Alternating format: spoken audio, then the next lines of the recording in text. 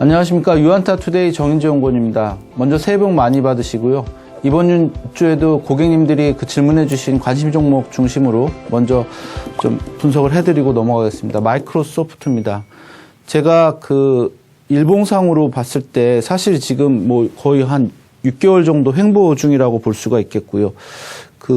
이미 121선 부근까지 조정을 받으면서 이렇게 저점이 좀 높아지고 있습니다. 그리고 이평선들이 이렇게 모인 상태에서 전고점 돌파하다 살짝 밀린 모양인데, 이게 만약에 계속 가는 그림이라면 조정이 어느 정도 이제 마무리되고 추세가 날 수 있는 상황이라고 보입니다. 저는 이제 이평선들이 이렇게 모인 거를 되게 중요하게 보는데요. 지금 11월 초 저점에서 이렇게 올려온 이 상승 추세선 중심으로 이탈하지 않으면 어쨌든 상승 가능성을 좀 높게 보시면 될 것 같고요. 일단은 전고점을 좀 넘지 못했습니다. 그래도 15일 이평선에서 지지를 받았고, 혹시 좀 이렇게 등락이 있더라도 저점이 좀 확실히 이렇게 높아지는 모습이 보이면 돌파 가능하다라고 보시고, 만약에 이렇게 다시 61선까지 이탈하는 모양이 나오면 조정이 좀 길어질 수도 있을 것 같습니다. 과거에 이제 2019년도 10월 달에 이렇게 모양을 보시면 마이크로소프트인데요. 역시 이제 조정이 한 5, 6개월 정도 진행이 되다가 121선 부근에서 이평선 모으고 박스 돌파하고 안착 확인하고 추세가 이어진 이런 모습 보였는데, 지금이 만약에 이제 이런 모습으로 진행될 건지 아니면 이렇게 실패하고 조정이 길어질 건지 그런 어떤 분기점이라고 생각하시고요. 박스 상단선 돌파하는 거, 박스 상단선 이렇게 돌파하는 거를 좀 확인을 해 주셨으면 좋겠습니다. 다음 대만 가권 지수를 분석해 달라고 그러셨는데, 역시 추세는 굉장히 견조합니다. 보시다시피. 그러나 이격도가 110% 부근에서 등락을 하고 있습니다.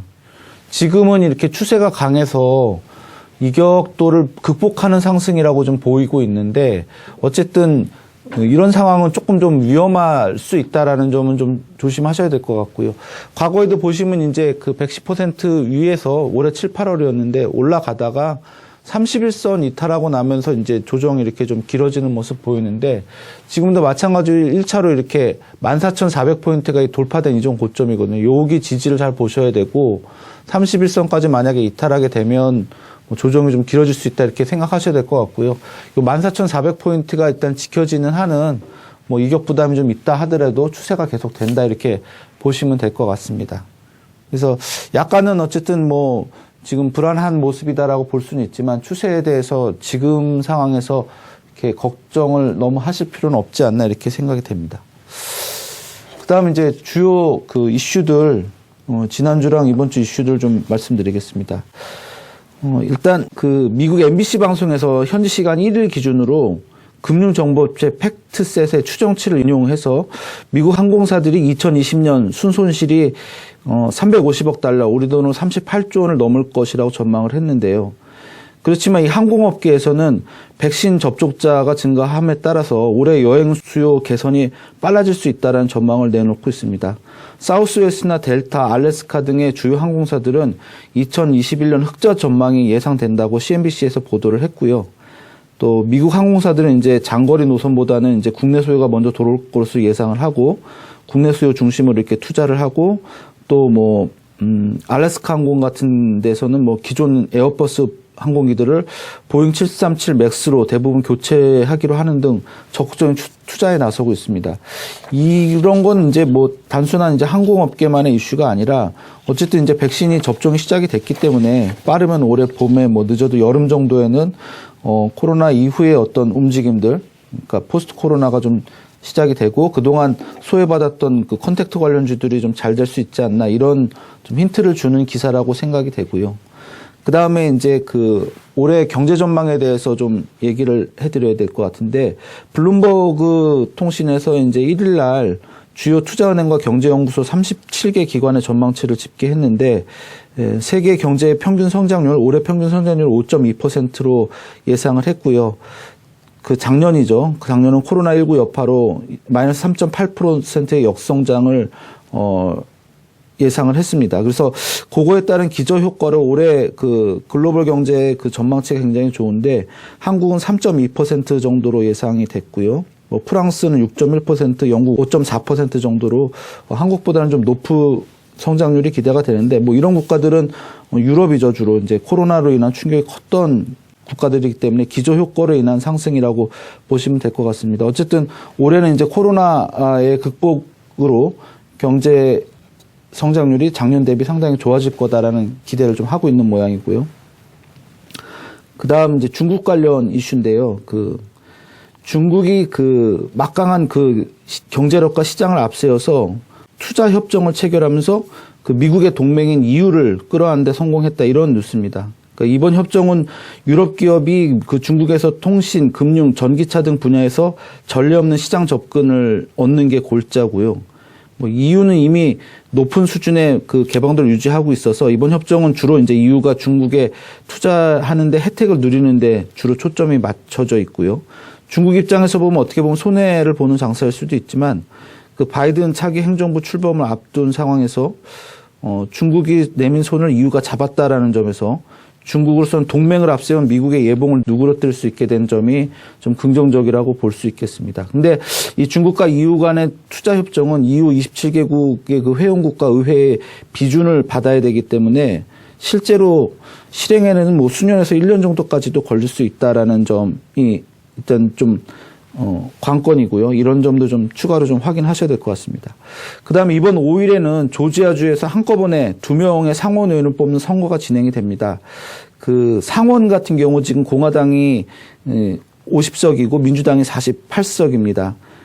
캐멀라 해리스 부통령 당선인이 취임 후에 상원 의장을 맡게 되기 때문에 이번에 만약에 민주당에서 2석을 다 확보를 하게 되면 상원도 민주당이 장악해서 바이든 행정부의 영향력이 상당히 커지게 됩니다. 지금 2명의 의원 자리를 놓고 민주당이랑 공화당이 이제 박빙이라고, 조지아주에서 박빙이라고 볼 수가 있겠는데 민주당이 소폭 좀 앞서고 있는 상황이라서 5일날 선거 결과에 좀 주목하실 필요가 있겠습니다. 자, 다음으로 이제 경제 지표에 대해서 말씀드리겠습니다. 지난 12월 31일 날 중국의 제조업 지수, 제조업 PMI와 서비스업 PMI가 발표가 됐는데요. 제조업 같은 경우는 이제 52포인트 정도를 예상했는데 소폭 하회했지만 어쨌든 51.9포인트로 발표가 됐고요. 서비스업 같은 경우는 56.4를 예상을 했었는데 소폭 하회했지만 어쨌든 55.7포인트로 지속적으로 이렇게 50선을 상회하는 모습을 보여서 중국 경기 굉장히 양호한 모습을 보였습니다.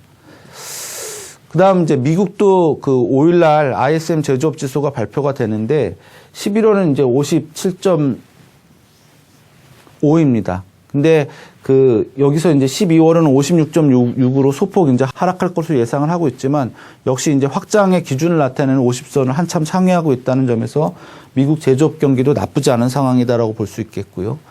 그다음 이제 미국 신규 실업 수당 청구 건수 말씀드리겠습니다.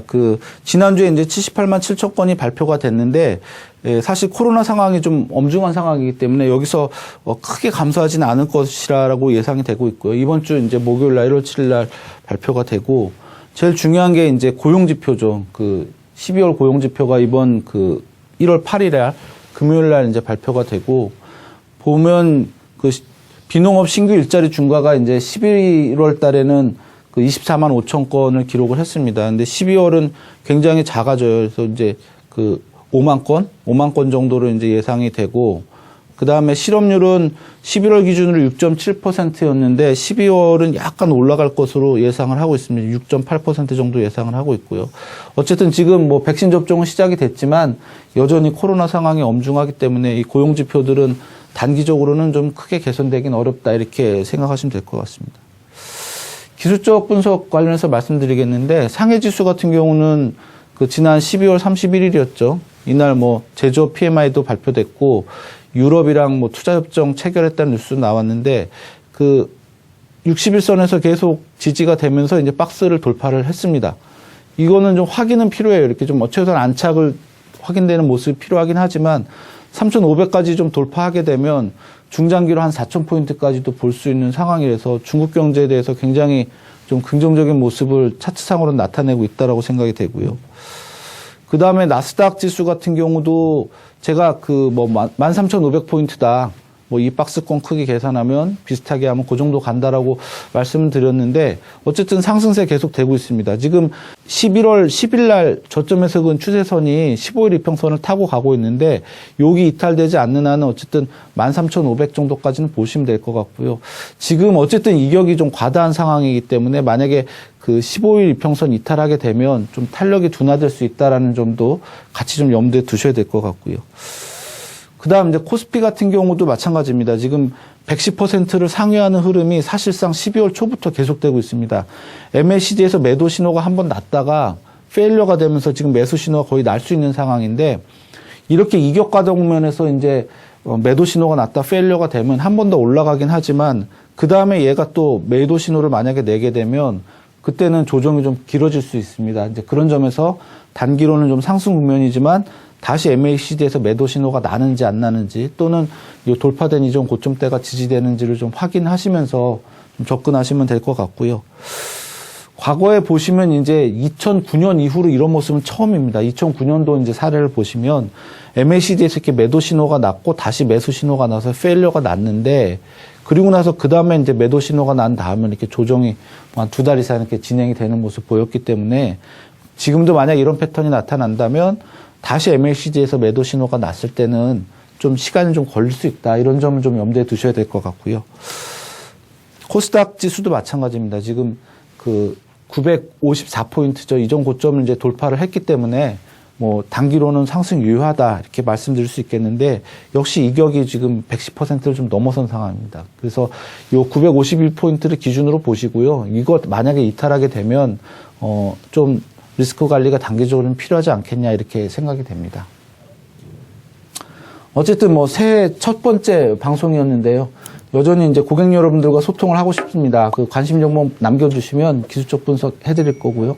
다시 한번 새해 복 많이 받으시기 바랍니다. 네, 우리 모두 부자가 되는 그날까지 유한타 투데이는 여러분과 함께 하겠습니다. 감사합니다.